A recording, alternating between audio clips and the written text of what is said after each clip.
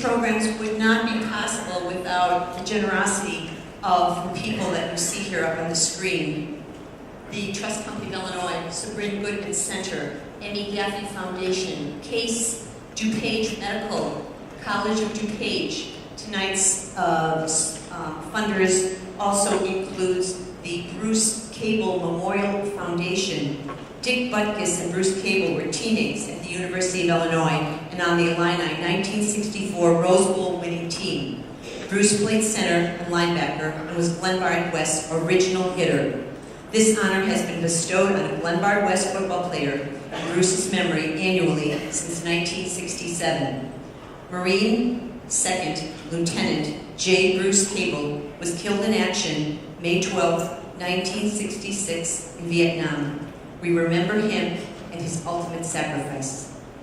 Words such as living legend are so often overused, but not when applied to the name Dick Butkus, a man who is universally considered one of the greatest players in NFL history.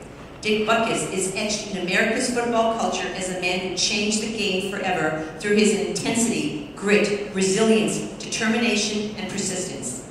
Dick Butkus' entire football career stemmed from the state of Illinois. A native of Chicago, Dick Butkus graduated from Chicago Vocational High School and the University of Illinois. A unanimous All-American in 1963 and 64, his jersey number was retired by the U of I, only one of 2 players to ever have been so honored. Dick Butkus then went on to play his entire professional career for the Chicago Bears and was inducted into the Pro Football Hall of Fame on the very first ballot in 1979. An iconic 1970 Sports Illustrated cover describes Dick Butkus as the most feared man of the game. He has been named the 5th best player in NFL history by the Associated Press and was listed as one of the greatest athletes of the 20th century by ESPN. Through his career, Dick Butkus has placed high priority in giving back as a way to honor those who made his career possible and protect the game for generations to come. Let's take a look at some career highlights of this important man. The left and started calling the signal, and looked to the right and started calling the rest of the signal, and I looked straight ahead. Here's the man that you fear most in football staring you right in the face. What he said to me, I can't repeat. The censors would have a ball, and immediately my voice kind of quivered and started cracking.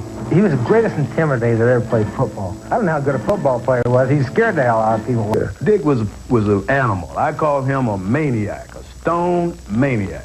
He's the kind of linebacker that when he hit our back would go back in the huddle. He'd be talking out his ear hole. He'd want to know who was supposed to block that crazy sucker. Before you could begin to try to block on Dick, you had to overcome the mystique. And he didn't appreciate this, but I said it was almost like an odor. He exuded a kind of a presence. He tried to hurt you. You know, he was just so competitive. You know, not only did he not want you to gain a yard, he didn't want you to gain an inch.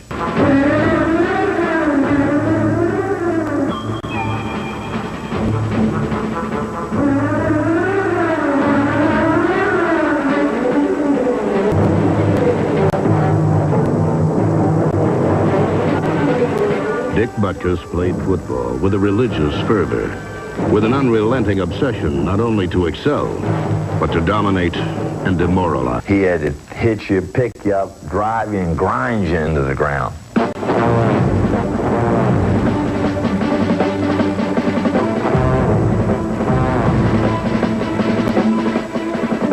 For Dick Butkus, football was never a game, but a street fight.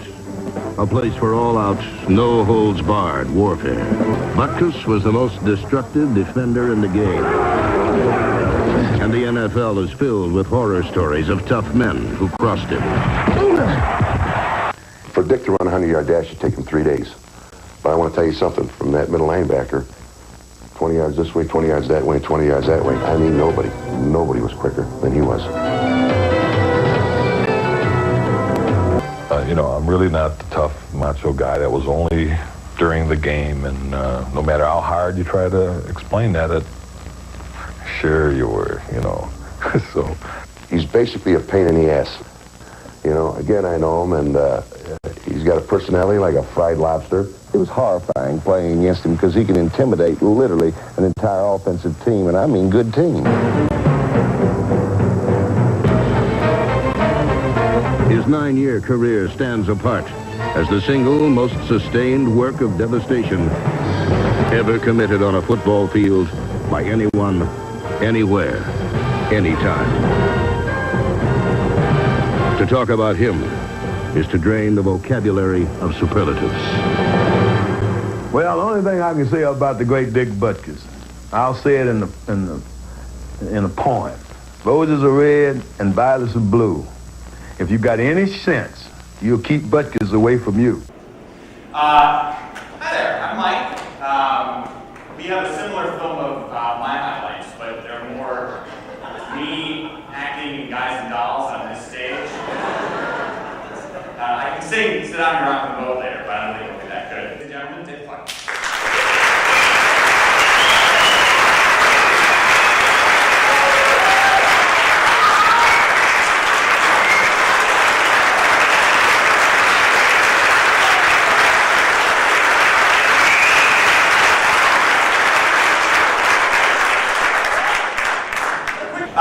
Let's start at the beginning with you. How did you get into becoming a sports fan and playing sports? Well, it probably started from my family. All my brothers, I'm the youngest of 9, and was the smallest of the 9, including my sisters. So I lived over on 103rd Low, and there was a park right there, Fernwood Park, which was on the dead-end street. So I watched them play, and we used to go to the park and flew around, and I just fell in love with the game and just took off from there. I want to ask you about Bruce Capel. We're going to talk about him. This school where the Hilltoppers, the football team is referred to as the Hitters. He was a class of 61, he was a teammate with you at U of I. I'm curious what you remember about him as a person and or as a player. Well, I think we roomed on the road together, and when we were in Champaign, we would go to Allerton.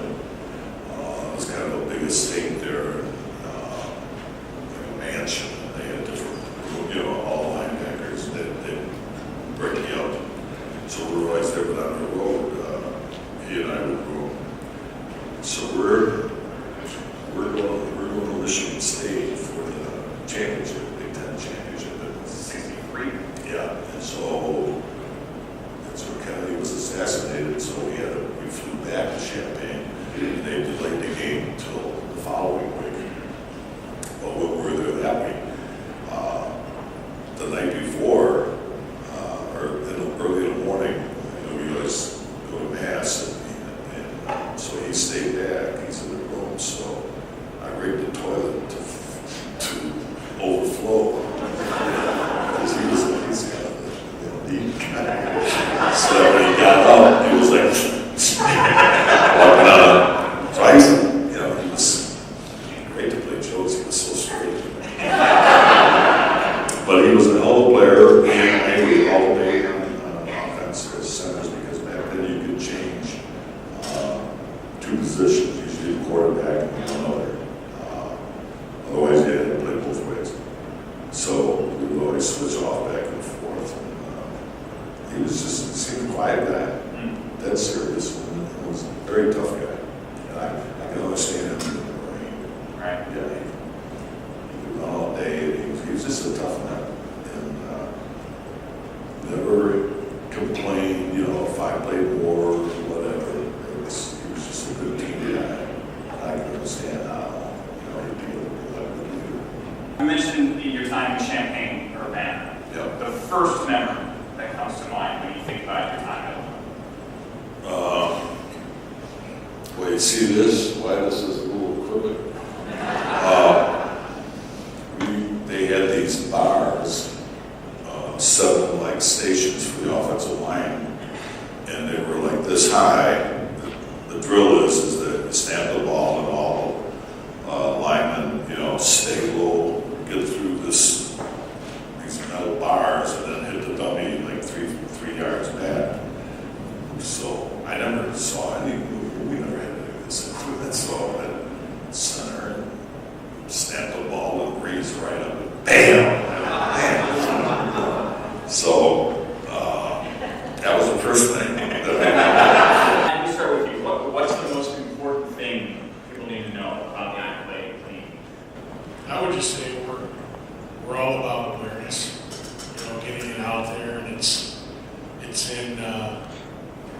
would say it's not really in the inner cities we've come across the problems.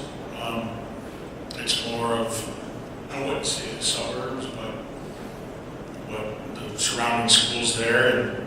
And just watch.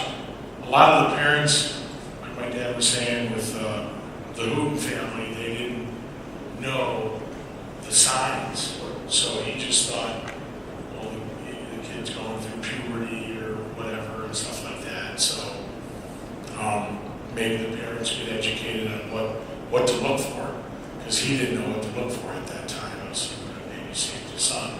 So it's out there.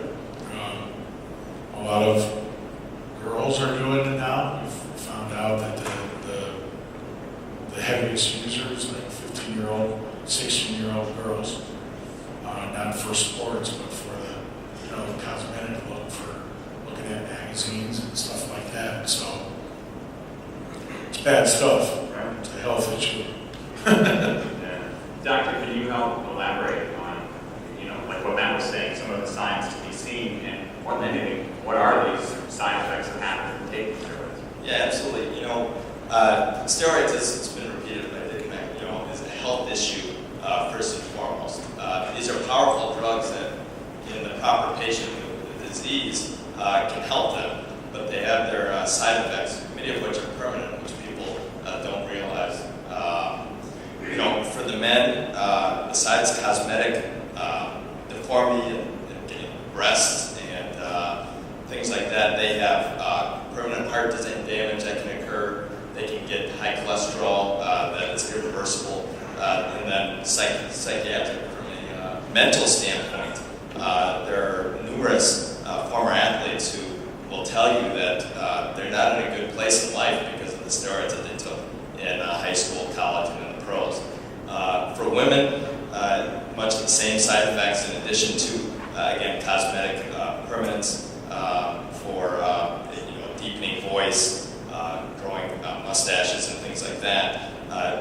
Those may just be cosmetic things, but they also probably contribute to psychiatric problems later on in life as well. A lot of these people who use the steroids, again, only think about the short term and don't realize that there's a much longer life ahead of them outside of sports that they have to prepare for as well. Matt, if you could sit down with a generic young athlete, what message would you want to tell them? First of all, I'd say it kind of goes hand in hand with, I was speaking with people on stage. She wanted me to talk about what my dad's taught me. It's one of the single things he's taught me from the beginning. Athletically, we were always, my siblings and I were not told, but we used to go out and play everything and anything. Not pigeonhole yourself on one thing. So I would talk to them about that, enjoy all the different sports, because you find your place in sports and your ability to. I played all sports, but I didn't play them all in high school. I gravitated towards football. So I would say, enjoy everything. I would say, get an education. It's taboo, and you always hear that. But my dad's told me if his whole life was about football, if he were to get hurt, we probably would have been somewhere else. And then just stick to, you have goals, and stick to your goals, and not listen to your buddies that want to get you in trouble. Everybody gets in trouble every now and then, but be a leader, and you can go and you can really do is go as high as you can.